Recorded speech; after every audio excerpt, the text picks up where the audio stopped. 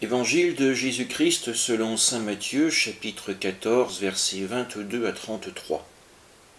Aussitôt, après avoir nourri la foule dans le désert, Jésus obligea ses disciples à monter dans la barque et à le précéder sur l'autre rive pendant qu'il renverrait les foules.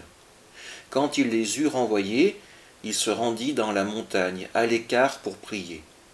Le soir venu, il était là, seul. La barque était déjà à une bonne distance de la terre, elle était battue par les vagues car le vent était contraire. Vers la fin de la nuit, Jésus vint vers eux en marchant sur la mer. En le voyant marcher sur la mer, les disciples furent bouleversés. Ils disaient « C'est un fantôme !»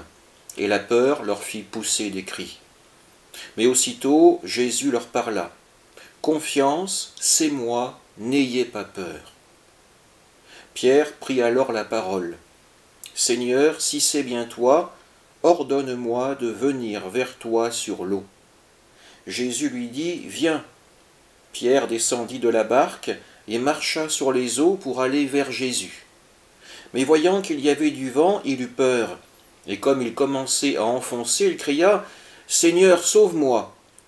Aussitôt Jésus étendit la main, le saisit et lui dit « Homme de peu de foi, pourquoi as-tu douté ?» Et quand ils furent montés dans la barque, le vent tomba. Alors ceux qui étaient dans la barque se prosternèrent devant lui et lui dirent « Vraiment, tu es le Fils de Dieu. » Acclamons la parole de Dieu.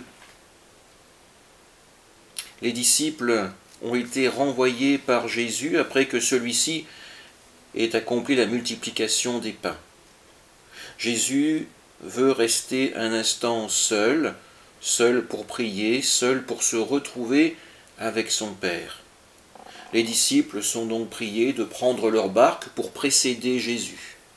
Ils sont là, les flots commencent à s'agiter, mais ces hommes ont l'expérience de traverser le lac, ils ne sont pas plus inquiétés que cela. La peur va les saisir quand ils verront Jésus marcher sur les eaux. Pour eux, il n'y a qu'une seule solution, Jésus est un fantôme et il est devenu menaçant à leurs yeux. Pourtant, dès qu'ils entendent sa voix, eh bien, la confiance revient. Confiance, c'est moi, n'ayez pas peur. Pierre alors va demander un signe, celui de pouvoir le rejoindre en marchant à son tour sur les eaux, signe qui sera accompli, du moins partiellement.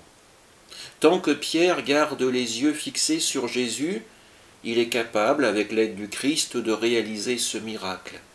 Pourtant, quand il commence à s'inquiéter du vent qui le menace, des vagues qui se rapprochent, il perd pied et s'enfonce. Pierre, à plusieurs reprises, sera celui qui voudra témoigner le plus de foi envers Jésus et qui pourtant, à chaque fois, chutera. Il va chuter dans cette mer, il va chuter quand il dira à Jésus « Je te suivrai jusqu'au bout », alors qu'il sera le premier à le renier. Et pourtant, nous tous qui voulons suivre le Christ, nous ne faisons pas mieux que Pierre.